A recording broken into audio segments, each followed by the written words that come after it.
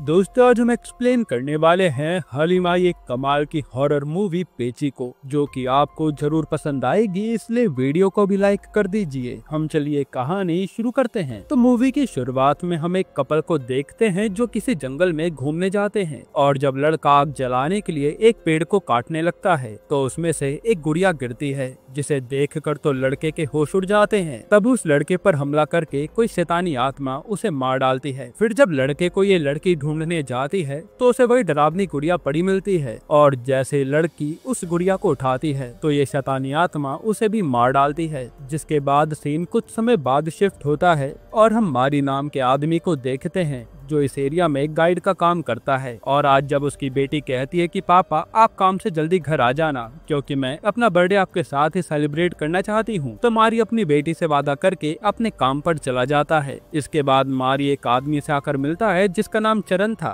और उसी ने मारी को इस बार हायर किया था। असल में चरण अपने ग्रुप के साथ जंगल में ट्रैकिंग करने आया था, और वो मारी से कहता है कि हम कल सुबह ही ट्रैकिंग पर चलेंगे, इसलिए तैयार रहना। जिसके बाद चरण ये बात अपने ग्रुप को बताता है कि हमें कल सुबह निकलना है। पर यहाँ चरण की गर्लफ्रेंड मीना कहती है कि हमें किसी गाइड की जरूरत नहीं है, ये हमारे साथ आएगा तो फालतू में रोक टोक करेगा, इसलिए हमें अकेला ही चलना चाहिए। लेकिन चरण कहता है कि गाइड रहेगा तो लोकल रहने वाले लोग परेशान नहीं करेंगे, और पता नहीं जंगल कैसा है, जिस पर मीना भी ज्यादा नहीं बोलती। फिर अगले दिन ये लोग मारी को लेकर जंगल में ट्रैकिंग के लिए निकल जाते हैं, और रास्ते में मारी की बच्ची आकर उसे एक लॉकेट पहनाती है, क्योंकि उनका मानना था कि वो जंगल थोड़ा खतरनाक है, इसलिए लॉकेट काली शक्तियों से मारी की रक्षा करेगा। खैर अब ये लोग अपनी कार को एक जगह लगाकर ट्रैकिंग शुरू करते हैं, जहाँ इन्हें शुरुआत में काफी मजा आ रहा था। पर तभी मीना वहाँ नदी देखती है तो उसमें चली जाती है, जिस पर मारी कहता है कि मैडम यहाँ ऐसे बैठना सही नहीं है, इसलिए किसी सेफ जगह कैंप लगाकर आप रिलैक्स कर लेना। इस पर चरण भी यही कहता है, और मीना गुस्सा हो जाती है कि मैं कहीं बैठकर एंजॉय भी नहीं कर सकती, इसलिए वो मारी को सुनाकर जाने लगती है कि गाइड हो तो अपनी औकात में रहो, ज्यादा बीच में बोलने की जरूरत नहीं है। जिसके बाद ये लोग थोड़ा आगे जाकर थक कर बैठ जाते हैं। तभी इनके ग्रुप में जेरी नाम का लड़का मस्ती करने लगता है, तो चारू से एक पत्थर मारती है जो कि एक घंटी पर जाकर लगता है। तब वो आवाज सुनकर चारू और सेतु नाम का लड़का उसे देखने जाते हैं, तो यहाँ पर एक रास्ते पर कई सारी घंटियां लगी हुई थी। तब सेतु मस्ती मस्ती में वो घंटियां ही गिरा देता है, और वहाँ एक भयानक सा शोर हो जाता है, जिससे सबके सर में दर्द होने लगता है। ये देख मारी सेतु को डांटता है कि ये तुमने क्या कर दिया, ये रास्ता गाँव वालों ने बंद करके रखा था और तुमने वही खोल दिया,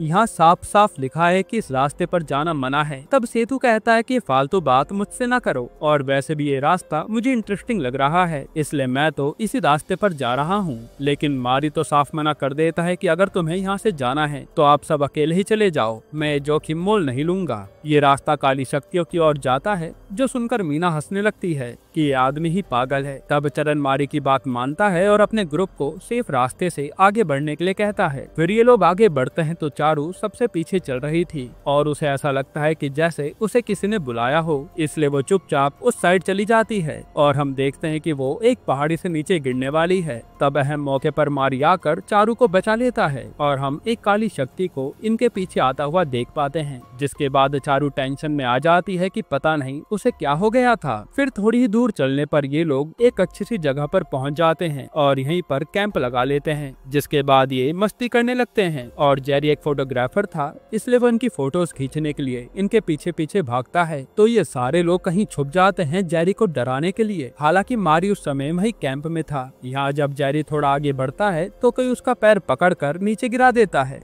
और तभी उसे एक पेड़ के पीछे से डरावना चेहरा नजर आता है, जिससे तो उसकी सांसें ही रुक जाती हैं। उसी समय वहाँ उसके दोस्त आ जाते हैं, और वो सोचने लगते हैं कि जेरी को हमने डरा दिया, पर जेरी तो उन पर खूब चिल्लाता है। फिर वो बताता है कि मैंने एक डरावना चेहरा देखा है, पर कोई उसकी बातों पर यकीन नहीं करता। तब जेरी गुस्से में वापस कैंप पर आता है, और उसके पीछे पीछे वो लोग उसे समझाने आते हैं कि हम तो बस मजाक कर रहे थे। इस पर जेरी उन्हें अपने पैर का निशान दिखाता है कि देखो किसी ने मुझे कितनी जोरों से पकड़ा था। था, जरूर ये कोई आत्मा है। लेकिन इन्हें लगता है कि जेरी किसी पेड़ से टकरा गया होगा तो ये निशान लग गया, इसलिए सेतु और चारू तो बस उस पर हंसे जा रहे थे। इस पर जेरी कहता है कि अगर तुम दोनों इतने ही बड़े जाबाज हो तो ये लो कपड़ा और दम है ना तो इसे उस पेड़ पर बांध कर आओ जहाँ तुमने वो घंटी गिराई थी। और मारी ने कहा था ये डरावनी जगह है। तब सेतु और चारू उस चैलेंज के लिए हाँ कर देते हैं और वहाँ जाने लगते हैं, जिस पर मारी उन्हें रोकता है। लेकिन वो तो मारी को ही डांट कर चले जाते हैं कि बाप बनने की कोशिश मत करो। तो मारी भी कुछ नहीं बोलता।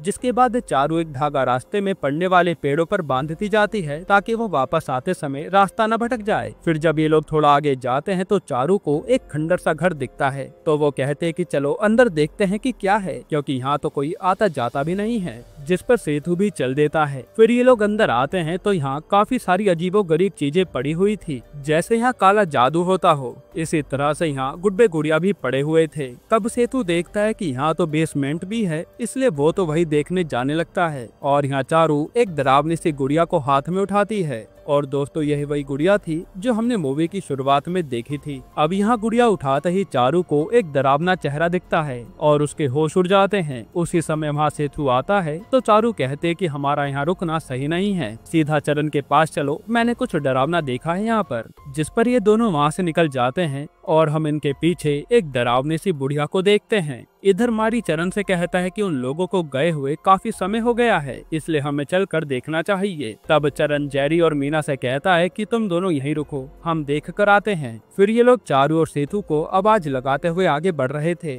और थोड़ा चलने पर इन्हें चारू जख्मी हालत में मिलती है। वहीं सेतु भी डरा हुआ था। फिर पास आके चारू हंसने लगती है कि हम तो बस तुमसे प्रैंक कर रहे थे। जिस पर चरण को गुस्सा आ जाता है और वो उन्हें डांट कर सीधा कैंप पर चलने को कहता है। अब ये लोग जैसे कैंप पर पहुंचते हैं तो चरण देखता है कि यहाँ सेतु और चारू तो पहले से बैठे हुए हैं और चारू की हालत काफी ज्यादा खराब है। तभी मारी और चरण पीछे मुड़कर देखते हैं कि आखिर कौन असली है और कौन नकली। तो यहाँ सेतु और चारू उनके साथ थे ही नहीं, यानी उस आत्मा ने इनके साथ खेल खेला था, जो जानकर तो इन दोनों के होश उड़ जाते हैं। चरण को भी विश्वास हो गया था कि मारी की सारी बातें सच हैं और अब चारू की भी हालत धीरे धीरे बिगड़ने लगती है। असल में उसने जब से बूढ़ी औरत का साया देखा है तब से चारू का दिमागी संतुलन हिल गया है। ये देखकर सेतु कहता है कि इस मारी को जरूर पता होगा कि इस चारू के साथ क्या हुआ है, क्योंकि अभी तक तो ये एकदम ठीक थी। तब यहाँ मारी पेची का नाम लेता है और कहानी पास्ट में जाती है। मारी बताता है कि जो घर सेतु और चारू ने देखा है वो पेची का ही घर था और वो गाँव के जमींदार परिवार से आती है। पेची को शुरू से ही काला जादू करने में मजा आता था, इसलिए वो केरला के जंगल में अपनी काली जादू की विद्या को बढ़ाने गई थी। जिसके बाद वो वापस लौटी तो काफी ज्यादा ताकतवर हो गई थी और उसने अपने कई चेले भी बना लिए थे जो हर समय पेची के साथ ही रहते थे। ये लोग काली शक्तियों को खुश करने के लिए बच्चों की बलि भी देने लगे थे और जब ये बात गाँव वालों को पता चली तो वो सीधा उस पेची को मारने के लिए पहुँच गए। लेकिन पेची तो इतनी शक्तिशाली हो गई थी कि वो आंखों में देख कर ही किसी भी इंसान को वश में कर सकती थी, इसलिए उसने आए हुए गांव वाले को तड़पा तड़पा कर मार डाला और इससे गांव वाले भी डर गए कि वो पेची से बचेंगे कैसे, क्योंकि उसके पास जाना भी खतरे से खाली नहीं है। जिसके बाद गांव के मुखिया ने एक बड़े पंडित से मदद मांगी तो उन्होंने बताया कि पेची ने जादू टोना करके अपनी जिंदगी को बढ़ा लिया है और अब वो उसी के लिए आए दिन बलि दे रही है। असल में पेची जितनी भी बलि चढ़ाते रहेगी उन सब लोगों की उम्र उसे लगती जाएगी और अभी उसे एक खास बलियां भी देनी होंगी जिससे वो और ताकतवर बन जाएगी। हम चाहकर भी उसका कुछ नहीं कर सकते। फिर पंडित जी बताते हैं कि अगर इस पेची को खत्म करना है तो एक ही तरीका है कि उसे मारकर उसकी आत्मा को कैद कर दिया जाए, वरना वो दोबारा लौट आएगी। तब ये लोग प्लानिंग के साथ सबसे पहले पेची के सेवकों को मारते हैं। फिर जैसे पेची आती है तो उसका मुंह बांध कर उसे भी जान से मार डालते हैं। जिसके बाद पंडित जी उसकी आत्मा को एक गुड़िया में डालकर कैद कर देते हैं और जंगल के एक पेड़ में गाड़ देते हैं। साथ ही वो कहते हैं कि यहाँ अब कोई आना मत, क्योंकि ये पेची आजाद हुई तो ये बलि देकर फिर से ताकतवर बन जाएगी। अब सीन प्रेजेंट में आता है तो मारी कहता है कि शायद अब वो पेची आजाद हो गई होगी। और दोस्तों जो हमने मूवी की शुरुआत में सीन देखा था ना, जहाँ पेड़ से गुड़िया गिरी थी, वो पेची की ही थी। अब यहाँ चरण कहता है कि हम जंगल से अभी निकल रहे हैं और ये लोग अपना सामान पैक करने लगते हैं। तब जारी देखता है कि उसका कैमरा तो गायब है, जो वो उस टाइम गिरने के बाद वही भूल आया था, इसलिए वो मारी के साथ वो कैमरा लेने जाता है और जैसे उसे कैमरा मिलता है तो वो देखता है कि कैमरे में तो उसकी सारी फुटेज रिकॉर्ड हो रखी है, जिसमें अब तक क्या क्या हुआ सब मौजूद था। ये देखकर जेरी के होश उड़ जाते हैं। फिर उसे यहाँ दो मारी दिखने लगते हैं और उसे लगता है कि ये आत्मा अब उसे भी मारने आ रही है, इसलिए वो असली मारी को धक्का देकर दूसरे मारी की ओर जाने लगता है। फिर वो भागते भागते उसी पेची के घर में पहुंच जाता है, जहां उसे पेची आते ही मार डालती है। और मारी को अब समझ नहीं आ रहा था कि वो जेरी गया कहाँ। जिसके बाद मारी के पास चरण आता है और वो जेरी के बारे में पूछने लगता है, लेकिन मारी कहता है कि वो तो अपने आप भागकर कहीं चला गया। तब ये लोग जेरी को ही ढूंढने लगते हैं, लेकिन रास्ते में इन्हें एक छोटा कैमरा मिलता है जो कि उन्हीं कपल का था जिन्होंने पेची को आजाद कर दिया था, और उसमें रिकॉर्ड हो रखा था कि पेची ने उन्हें कैसे तड़पाकर मारा। ये देखकर मारी और चरण के होश उड़ जाते हैं, इसलिए वो सीधा कैंप पर आकर कहते हैं कि हमें यहाँ से निकलना होगा। लेकिन मीना कहते हैं कि हम जेरी के बिना कहीं नहीं जाएंगे। तब यहाँ सेतु भी मारी से लड़ने लगता है कि जरूर तूने ही कुछ किया होगा। उतने में चारू कहीं जाने लगती है और तभी पेची आकर उसे उठा ले जाती है, जो देख कर तो ये लोग भागने लगते हैं। और मारी कहता है कि एक बार हम उस पेड़ को पार कर लें तो पेची हमारा कुछ बिगाड़ नहीं पाएगी। लेकिन जैसे मारी पेड़ तक पहुंचता है तो वो देखता है कि यहाँ तो उसके पास कोई भी नहीं है, और असल में उन तीनों को पेची ही भटका रही थी, जिन्हें ऐसा लग रहा था कि वो मारी के पीछे ही जा रहे हैं। इसी तरह से पेची उन तीनों को अपने घर के पास ले आती है, जो देखकर उनके होश उड़ जाते हैं। इधर मारी सोचने लगता है कि वो अपनी जान बचाकर भाग जाए, पर उसे अपनी जिम्मेदारी याद आती है, इसलिए वो अंदर जाने लगता है। तभी उस पर पेची हमला करती है, लेकिन वो लॉकेट देखकर वो भाग जाती है, और ये बात मारी भी नोटिस करता है। यहाँ जब ये तीनों भागने वाले होते हैं तभी पेची मीना को अपने घर में उठा ले जाती है। ये देखकर तो सेतु कहीं और भागने लगता है और चरण मीना को बचाने के लिए घर में जाता है। फिर हम देखते हैं कि सेतु भागते भागते पेड़ पार करने वाला था, यानी अब वो पेची से बच जाएगा। तभी उसे जेरी मिलता है ताकि वो जेरी को भी पेड़ पार करा सके। तो असल में ये जेरी नहीं बल्कि पेची ही थी जो सेतु को यही मार डालती है। वहीं मीना को होश में लाकर चरण पेची के घर से बाहर आता है और ये लोग जाने लगते हैं। तभी वहाँ मारी आ जाता है, लेकिन चरण को तो अब मारी पर विश्वास ही नहीं हो रहा था कि ये असली है या फिर वहम। इसलिए मारी किसी तरह उन्हें समझाता है कि मैं असली हूँ और तुम ज्यादा देर यहाँ रुकोगे तो मारे जाओगे, इसलिए मैं तुम्हें लेने आया हूँ। लेकिन मीना अभी भी नहीं मानती। तो मारी बताता है कि मुझे पेची कुछ नहीं कर पाएगी क्योंकि मेरे पास ये लॉकेट है और मैं मुखिया के खानदान से ही आता हूँ। पंडित जी ने मुखिया को पेची से बचने के लिए ये लॉकेट दिया था, जो मेरी बेटी ने जंगल जाते समय मुझे पहनाया था, इसलिए आप मेरे साथ सेफ हैं। जो सुनकर ये लोग पेड़ पार करने के लिए भागने लगते हैं,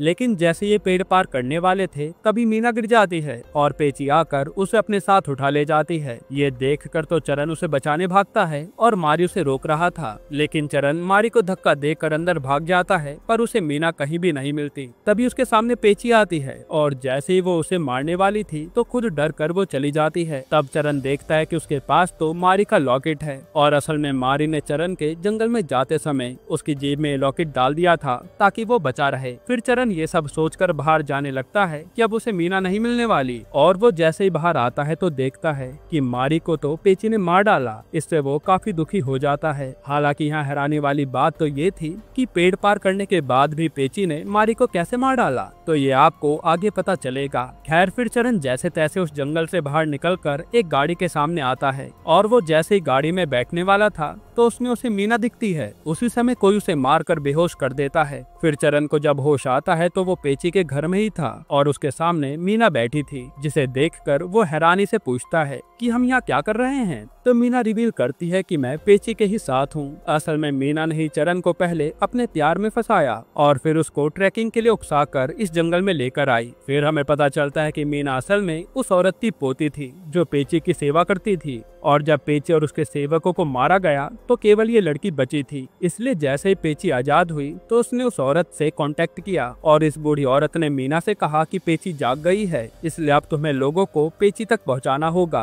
ताकि पेची 11 बलि देकर ताकतवर बन जाए, और पेची के बाद तुम ही उसकी वारिस बनोगी, जिससे सारी ताकत तुम्हारे पास आ जाएगी। इसलिए मीना लोगों को फंसाकर कैंपिंग के बहाने उन्हें यहाँ बलि के लिए लाती है, और अब तक 6 बलि हो चुकी है, यानी अब केवल 5 बलि देनी बाकी है, क्योंकि मीना ने ही मारी को भी मारा था। यानी पेची तो उस पेड़ को पार नहीं कर सकती, तो ये काम मीना ने किया था। और अब ये सब बताकर मीना नया शिकार ढूंढने के लिए निकल जाती है और पेची आकर चरण के भी बलि दे देती है। इसके बाद हम कुछ दिनों बाद एक कार में कुछ लोगों को इसी जंगल की ओर आता हुआ देखते हैं, और यहाँ एक आदमी कह रहा था कि मेरा भाई इस जंगल से लौटकर आया ही नहीं, इसलिए मैं उसे ढूंढ कर ही रहूंगा। शायद ये चरण का भाई हो सकता है। यहीं पर ये मूवी खत्म होती है। दोस्तों, आपको ये मूवी कैसी लगी हमें कमेंट में जरूर बताइएगा। कीजिएगा और इसके अलावा आप कौन सी मूवी या सीरीज का एक्सप्लेनेशन चाहते हैं वो भी कमेंट कीजिएगा। और अगर आपको हाल ही में ये कमाल की मूवी देखनी है तो आप ये वीडियो देख लीजिए।